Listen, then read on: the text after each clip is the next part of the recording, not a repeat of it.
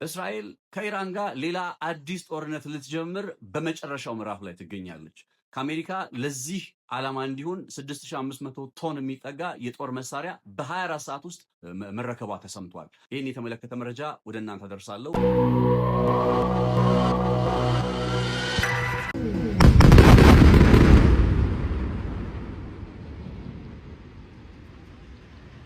በዚህ ሰዓት ላይ የእስራኤል ፖለቲከኞችና ወታደራዊ ባለስልጣናት በዝግ ስብሰባ ላይ ተቀምጠው በአሜሪካ የዶናልድ ትራምፕ አስተዳደር እንግዲህ በጉዳዩ ላይ እየሰጠ ያለው ምላሽ በመከታተል ላይ ናቸው።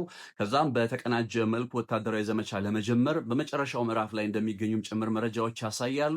ይህንን የሚያረጋግጥ ሆኖ ከቀረቡ ጉዳዮች መካከል ከትላንት በስቲያ ከ6500 ቶን በላይ የሚጠጋ አዳዲስ ወታደራዊ ኢኩዊፕመንቶች፣ ወታደራዊ የጦር መሳሪያዎች ቴልአቪቭ መድረሳቸው ተነግሯል። ይሄ 6500 ቶን የሚጠጋው በእርዳታ መልክ ቴልአቪቭ የደረሰው የጦር መሳሪያ ምናልባትም በቀጣይ እስራኤል በኢራን ላይ ለምታከናውነው ወታደራዊ ዘመቻ ታሳቢ ባደረገ መልኩ የተላከ ወታደራዊ እርዳታ ነው በመባል ላይ ይገኛል።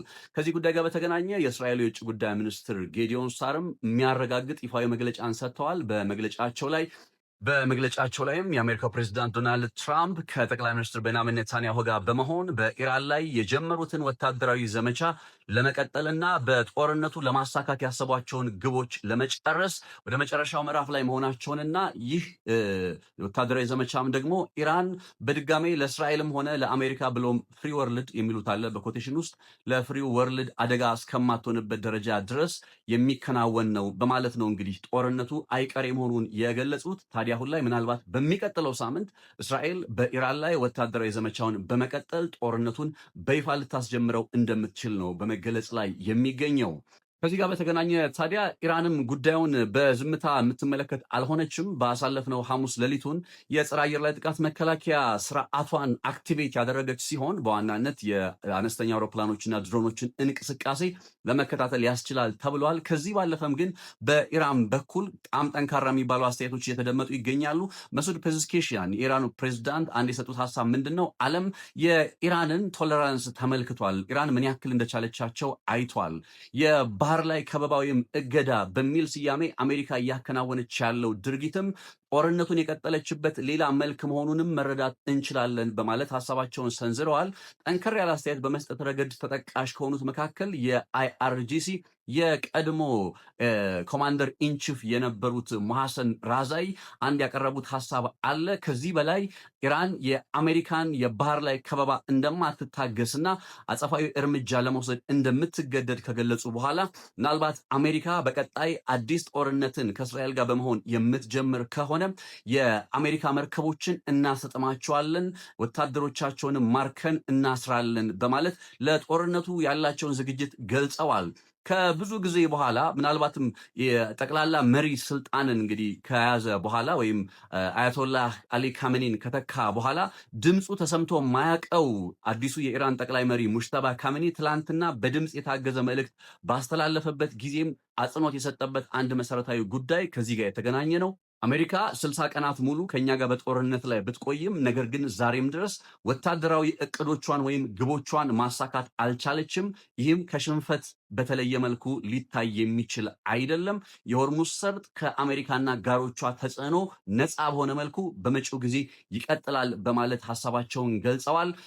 ከዚህ በተጨማሪ ደግሞ በዛው በኢራን ውስጥ እየወጡ ያሉ አዳዲስ መግለጫዎች ምን ያሳያሉ? ኢራን ምንም እንኳን በግልጽ ስለ ጦር መሳሪያው ዝርዝር መረጃ ባታቀርብም ነገር ግን ጦርነቱ የሚጀመር ወይ የሚቀጥል ከሆነ አዲስ የጦር መሳሪያን በመጠቀም እነ አሜሪካን እነ እስራኤልን ጥቃት እንደምትወስድባቸውና በተለይ የአሜሪካ በመካከለኛው ምስራቅ የሚገኙ የጦር ሰፈሮች እንዲሁም እስራኤል ዋነኛ የኢራን ኢላማ ሆኖ መቀጠላቸውን ጭምር የሚያረጋግጡ አይነት ሀሳቦችም በመደመጥ ላይ ይገኛሉ።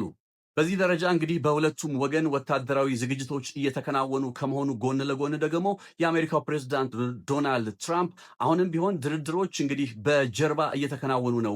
በጣም በጣት የሚቆጠሩ ሰዎች የሚያውቃቸው የድርድር ሂደት ላይ እንገኛለን። ፊት ለፊት ባንገናኝም እንኳን ነገር ግን በስልክ መልእክቶች ሀሳብን እየተለዋወጥን ነው። ድርድሩ ተስፋ አስቆራጭ አይደለም ሲሉ ተናግረዋል።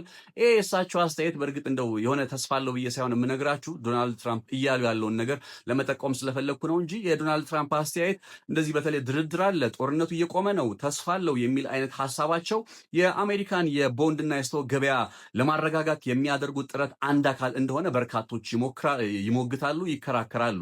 ከዛም ጋር ተያይዞ አሜሪካ አሁንም ቢሆን ለጦርነት ዝግጅት እያደረገች መሆኑን የሚገልጹ የሚያስረዱ መረጃዎችም በግልጽ አሉ። ይህንን ከሚያስረዱ አሁናዊ ነባራዊ ሁኔታዎች መካከል ሴንትኮም የሚባለው የአሜሪካ ማዕከላዊ እዝ ለዶናልድ ትራምፕ አማራጮችን እያቀረበ መሆኑን የሚገልጽ መረጃ መውጣቱ ነው። የአሜሪካው ፕሬዚዳንት ዶናልድ ትራምፕ በኢራን ላይ ምን አይነት አማራጭን ሊከተሉ ይችላል በሚል ዝርዝር መረጃን ከሴንትኮም እየተጠባበቁ መሆኑ በመገለጽ ላይ ሲሆን በአማራጭነት ተይዘዋል ከሚባሉ ጉዳዮች መካከል ቀደም ባለው ጊዜ 60 ቀናት ሙሉ እንግዲህ ጦርነቱ ቆይቷል። እንደምታውቁት 40 ፊት ለፊት የጦርነት ቀናት፣ ከዛ በኋላ ደግሞ የተኩስ አቁም ቀናት የምንላቸው።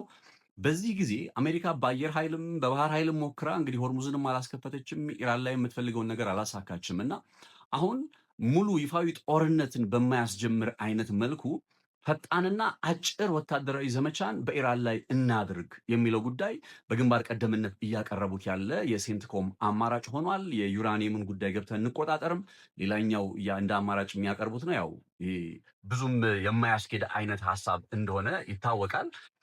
ለምን ከተባለ ደግሞ የአንድን ሀገር ሰሬንደር እንድታደርግ ሙሉ በሙሉ ለመቆጣጠር እንዲቻል እግረኛ ወታደር የግድ ያስፈልጋል። በመጀመሪያ የዓለም ጦርነት ላይ በርሊን ውስጥ ገብተው በሁለተኛ የዓለም ጦርነት ላይ እነ ሩሲያ፣ እነ አሜሪካ፣ የለንደን፣ የእንግሊዝ ወታደሮች በርሊን ውስጥ እግረኛ ወታደሮቻቸውን ለመላክ ለምን ተገደዱ? በሌሎች የዓለም ጦርነቶችን በዚህ በእኛ ሀገር የምናውቃቸውም በሌላ ዓለም ላይ የምታውቋቸውን ጦርነቶች አስቡ። በተለይ አንድ ሀገር እንደ ሀገር ሙሉ በሙሉ ሰሬንደር እንድታደርግ ሲጠበቅ የግድ እግረኛ ወታደሩ ገብቶ ያንን ነገር መፈጸም አለበት እና አሜሪካ ይህንን የማድረግ ፍላጎት የላቸውም ይባላል።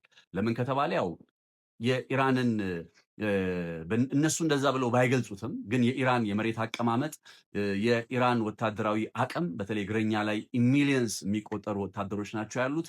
ከዛ ጦርነቱም ደግሞ ላልተረዘመ ጊዜ በቃ ላልተወሰነ ጊዜ እንደሚቀጥል ነው የሚሆነው። ማለት አሜሪካ አፍጋኒስታን ውስጥ ገብታ 20 ዓመት ሙሉ ቆይታ እንደነበር አይዘነጋም።